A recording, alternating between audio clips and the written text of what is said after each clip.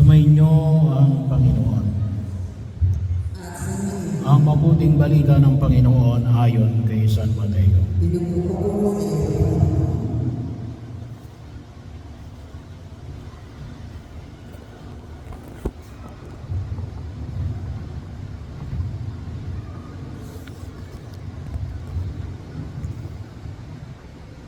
Noong panahon yun, sinabi ni Jesus sa kanyang mga alagad ang kalinagang ito, ang pag-aari ng Diyos ay may tutulad dito.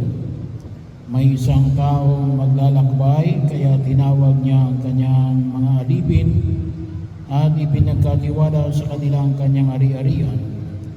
Binigyan niya ng salapi ang bawat isa ayon sa kanyang kakayanan.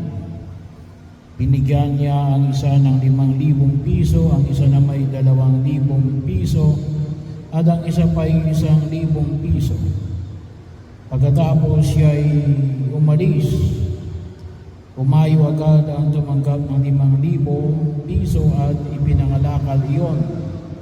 At nagtubo siya ng 5,000 piso.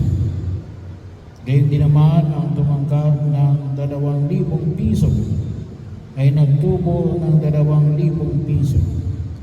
Ngunit ang tumanggap ng 1,000 piso ay umukay sa lupa at inago ang salapi ng kanyang Panginoon.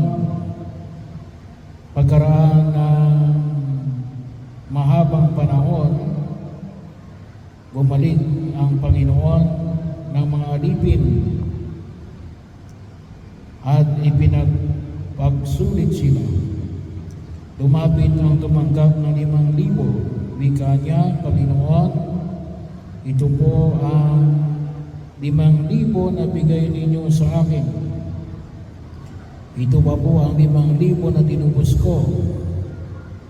Sinabi sa kanya ng Panginoon, magaling, tapat at mabuting alipin.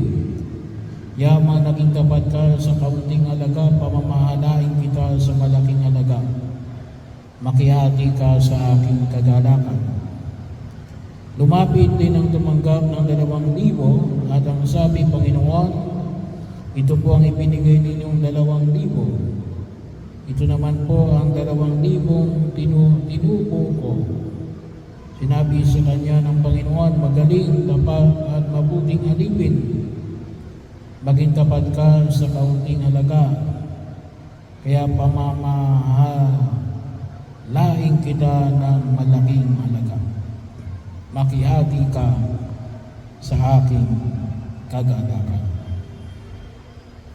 Ang mabuting balita ng Panginoon.